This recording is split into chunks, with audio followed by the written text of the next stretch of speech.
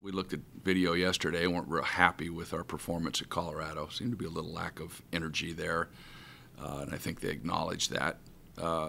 So tried to address it. I didn't think that was who we were. Defensively, specifically, we were just not very good, and I think they all kind of acknowledged that.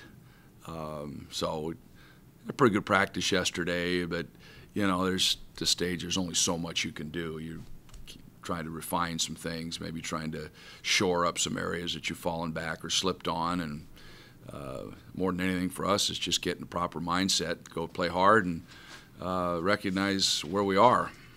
What's Jorge's mindset after that game he had at Colorado? Well, he's not. I mean, I feel for the kid. Jorge's so conscientious. He's such a good kid. And he's trying, and obviously the ball's not going down for him like he'd like right now. And I just reiterated his value to us in so many different ways, that there's so many other things he can do, and not to focus on that. Just he's a team leader. I said everybody on a team respects you so much. You need to lead and go out and defend everybody like you have over the years, and. He just has. I mean, it's getting toward the end of his career, and there's that facing him. There's just a lot of stuff, and again, like I said, most kids don't even think about stuff like that. Jorge does. Was Colorado just a bad matchup for him because those two games were? No, it had nothing to do with matchup. He's there. They didn't put. Who's the guy with San Antonio Spurs that defends? I don't know. Bruce Bowen on him. No, he's just, ball didn't go down. And he puts a little more pressure on himself when he's in front of family and friends. He wants to perform, I think, or worries about what everybody's going to think. Again, it goes back to just to who he is and his personality. As you look ahead to Stanford, this isn't unlike any number of teams, but real Jekyll and Hyde weekend for them to beat the team they beat and then lose to the team they lost to. How do you kind of characterize that? Well, there's a certain aspect. I've kind of said all along, I don't think anybody in our league is clearly better than anybody else. I mean, and I would include, I don't know that Utah fits into that category necessarily, but I would include all the way through 7 or 8, maybe even 9 with Oregon State. Oregon State's a tough matchup for people, and I don't think anybody's just so much better that they can play less than, go out and have a subpar performance and expect to win, particularly if the other team plays well.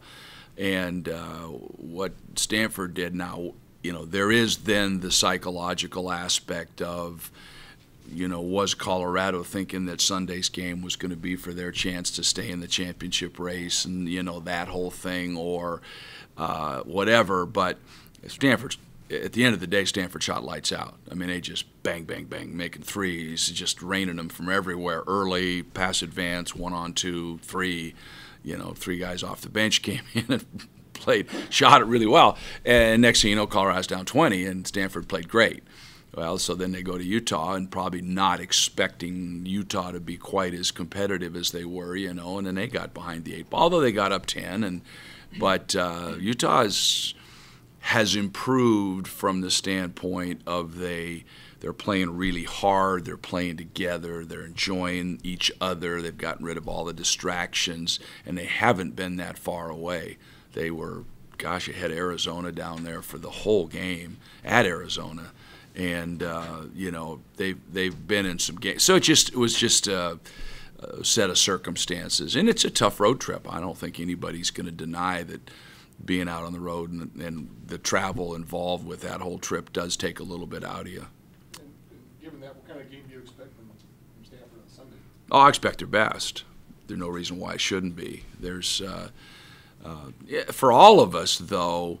I mean, the ball has to go down. I mean, we all talk about what all these other intangibles are, and those things certainly need to be there. But at the end of the day, if for whatever reason the ball starts going down for you, we're up at Oregon, and all of a sudden Alan Crabb, the basket looks like a barrel, and he's shooting over people from deep, and we look like $1 million. Those don't go down. I'm not so sure we look so good, you know? So, I mean, it is about performance at the end of the day, and that's never going to change. Mike, you don't have a lot of depth. Are you concerned that you're fatigued, and is this week of having a little extra time come at a good time? Yeah, you know, we'll take tomorrow off, you know, and then come back and focus specifically on Stanford. I think there's some things we need to try to shore up.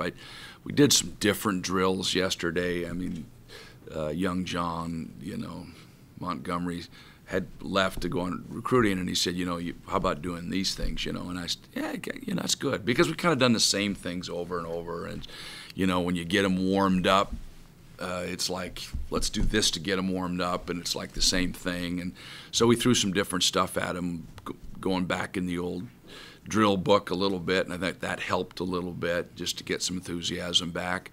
But I don't know. A lot of it's just, you know, mental and being able to get yourself freed up mentally to go out and just play hard together.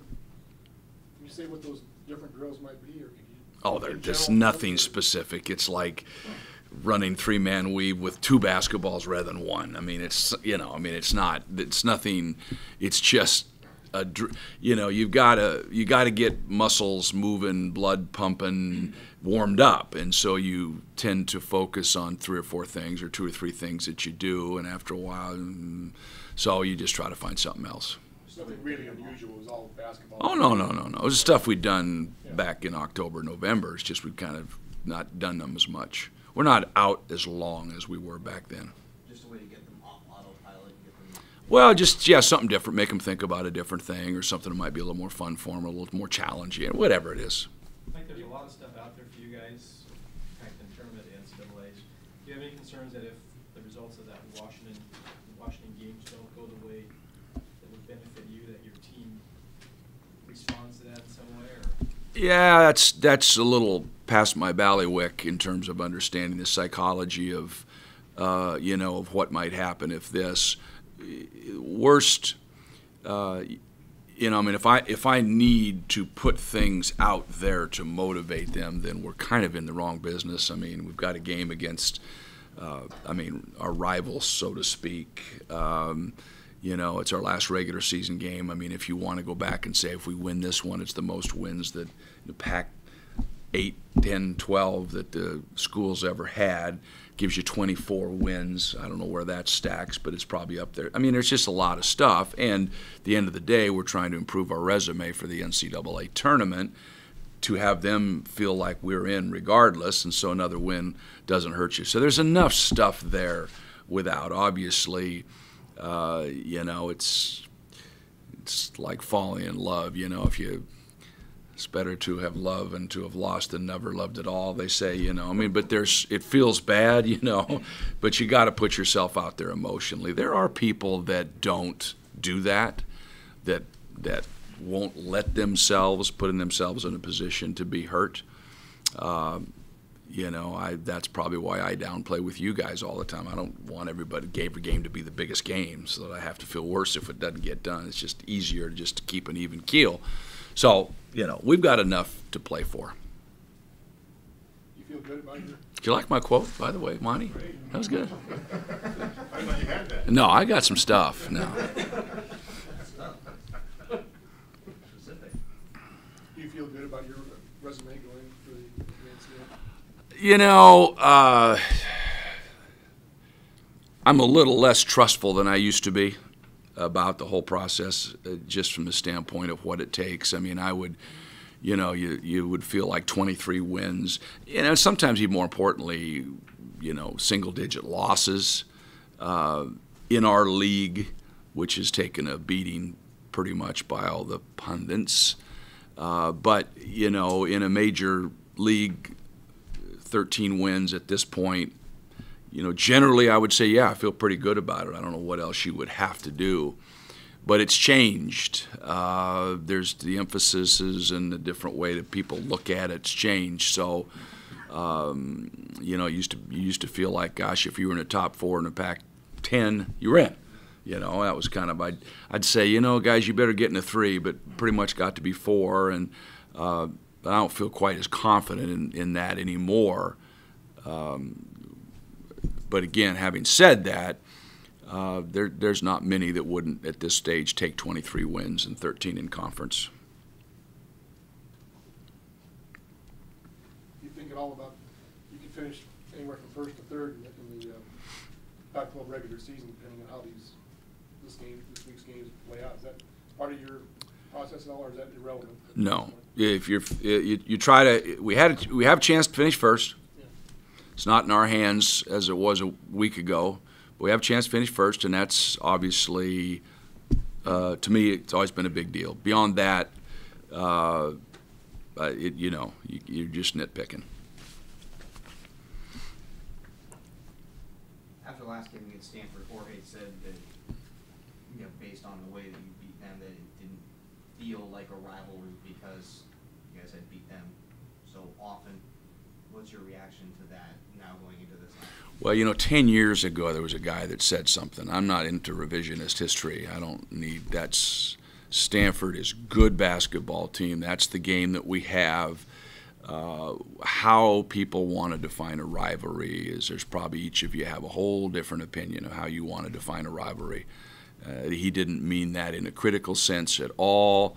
What he meant was that we've had games, it seems like Arizona's been games that we've played for championships and so forth. So I think from his perspective, that would be maybe the way he defines a rivalry versus the way that somebody else would define a rivalry. I went through that all the years I was across the bay where people tried to go the other way. And so there was nothing there that needs to be brought up relative to the thing. We know we've got a tough game on Sunday. We know that Stanford is a very good basketball team. They've loaded with talent, and we're going to have our hands full.